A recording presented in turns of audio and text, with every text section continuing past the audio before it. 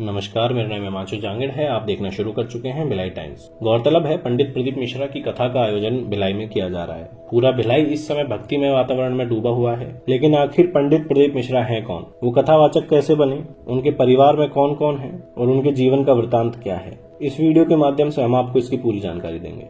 पंडित प्रदीप मिश्रा का जन्म 1980 में सीहोर मध्य प्रदेश में हुआ था। उन्होंने स्थानीय हाई स्कूल में पढ़ाई की है। वह ग्रेजुएट हैं। पंडित प्रदीप जी मिश्रा के पिता का नाम पंडित श्री रामेश्वर दयाल जी मिश्रा है। उनके दो भाई भी हैं, जिनके नाम दीपक जी और विनय जी मिश्रा हैं। पंडित प्रदीप मिश्रा शादीशुदा व्यक्ति हैं। उनकी पत्नी भी है और उनके साथ उनके बच्चे भी हैं। लेकिन उनके बारे में कोई भी जानकारी अब तक उनके द्वारा नहीं दी गई है, क्योंकि उनको अपने जीवन से जुड़े हुए चीजों को सार्वजनिक करना पसंद नहीं है। पंडित प्रदीप मिश्रा बताते हैं कि वह बहुत गरीब परिवार से थे। जब उनका जन्म हुआ था तब उनके परिवार के पास पैसे नहीं थे, तो उनका जन्म आंगन में तुलसी की क्यारी के ठीक पास में हुआ था। लेकिन अब भगवान भोलेनाथ की कृपा से सब ठीक है।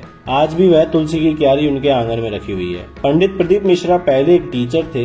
वे एक स्कूल में पढ़ाते थे। पंडित प्रदीप मिश्रा ने हिंदू धर्म शास्त्र की विद्या ली और अब वे कथाकार हैं। वह इतने जाने माने कथाकार हैं कि लोग उन्हें सीहोर वाले बाबा के नाम से भी जानते हैं। बचपन में पंडित प्रदीप मिश्रा अपने माता पिता के साथ गाँव में आयोजित विभिन्न कथा और प्रवचन में जाया करते थे। वहीं से उनका रुझान आध्यात्म की ओर होने लगा। बाद में वे एक निजी स्कूल में शिक्षक के रूप में कार्य करने लगे। साथ ही वह अपने गाँव में पंडित का काम किया करते थे। 10 साल तक शिक्षक के रूप में काम करने के बाद उन्होंने नौकरी छोड़ दी। 1999 में पंडित प्रदीप ने अपने गांव में छोटे छोटे आयोजनों में कथा पाठ करना शुरू किया। अपनी एक कथा में उन्होंने बताया कि कैसे उन्होंने श्रीमद् भगवत कथा का प्रचार करना शुरू किया। उन्होंने बताया कि गांव में गीताबाई पाराशर नाम की एक महिला रहती थी, जो गांव के विभिन्न घरों में खाना बनाती थी। अपने पति की मृत्यु के बाद उन्होंने अपने घर में एक श्रीमद् भगवत गीता कथा आयोजित करने का निर्णय लिया। पंडित प्रदीप, जो उस समय गाँव के पंडित के रूप में कार्यरत थे, उन्होंने आश्वासन दिया कि वे उनके घर पर श्रीमद् भगवत गीता का पाठ करके उनका संकल्प पूरा करेंगे। हालांकि गीताबाई ने विनम्रता से इस प्रस्ताव को अस्वीकार कर दिया और कहा कि पंडित प्रदीप मिश्रा ने दीक्षा नहीं ली,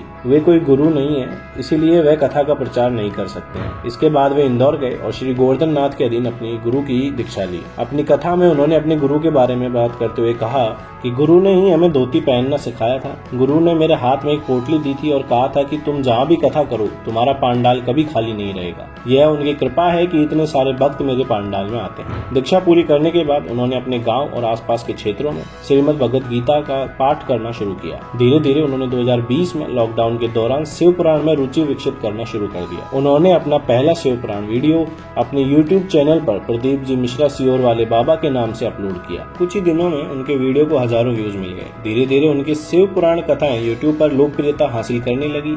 लॉकडाउन के बाद उन्होंने रुद्राक्ष महोत्सव के साथ ही सीहोर में शिव पुराण कथा का आयोजन किया। आयोजन वाले दिन हजारों की संख्या में लोग कार्यक्रम में जुटने लगे। भारी ट्रैफिक जाम के कारण सड़कें जाम हो गई। बाद में कार्यक्रम बीच में ही समाप्त कर दिया गया। पंडित प्रदीप को उम्मीद नहीं थी कि उनकी YouTube वीडियो देखने के बाद ही वहां इतने लोग जमा हो जाएंगे। अपनी एक कथा में उन्होंने अपने अनुयायियों के प्रेम की खुशी में आंसू भी बहाए। उन्होंने अपने अनुयायियों से उन्हें रुद्राक्ष प्रदान नहीं करने और कार्यक्रम निर्धारित होने से कुछ दिन पहले समाप्त करने के लिए माफी भी मांगी। इसके बाद उन्होंने अपने कथा और प्रवचनों को प्रसारित करने के लिए हिंदी टीवी चैनल आस्था के साथ सहयोग किया। पंडित प्रदीप मिश्रा ने कुबेरेश्वर धाम मंदिर का निर्माण किया है और मध्य प्रदेश के सीहोर में श्री विठलेश सेवा समिति भी शुरू की है, जो लोगों को मुफ्त भोजन, गांव कल्याण सेवाएं और मुफ्त चिकित्सा सुविधाएं भी प्रदान करती है। हालांकि पंडित प्रदीप मिश्रा कुछ कंट्रोवर्सीज में भी घिरे हैं, जैसे कि 2023 में महाशिवरात्रि की पूर्व संध्या पर उन्होंने मध्य प्रदेश में रुद्राक्ष महोत्सव का आयोजन किया था। कार्यक्रम में उम्मीद से ज्यादा लोग जमा हो गए थे,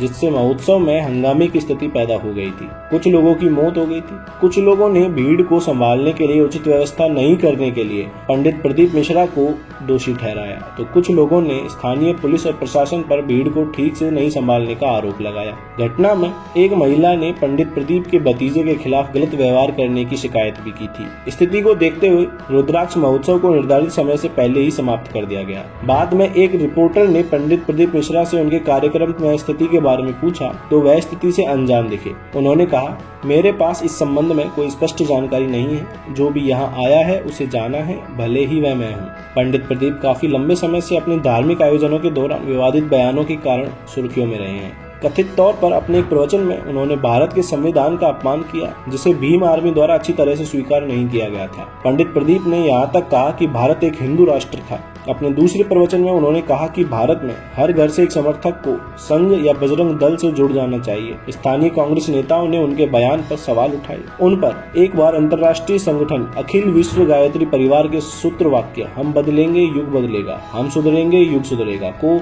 श्रीमां ताप्ती शिव महापुराण कथा के दौरान मजाकिया लहजे में पेश करने का आरोप लगाया। हालांकि इस सब के परे पंडित प्रदीप मिश्रा अपनी कथा के द्वारा लोगों को सही राह दिखाते हैं और उनके जीवन को खुशियों से भरने के उपाय तथा सही राह पर चलना सिखाते हैं। लगभग सभी लोग पंडित मिश्रा के विचारों को ग्रहण कर अपने जीवन में उतारते हैं और भगवान भोलेनाथ की पूजा तथा उनका विधि विधान से अभिषेक करते हैं, जिससे सभी लोगों के जीवन में खुशियां बनी रहती है। तो यह थी पंडित प्रदीप मिश्रा की जीवनी।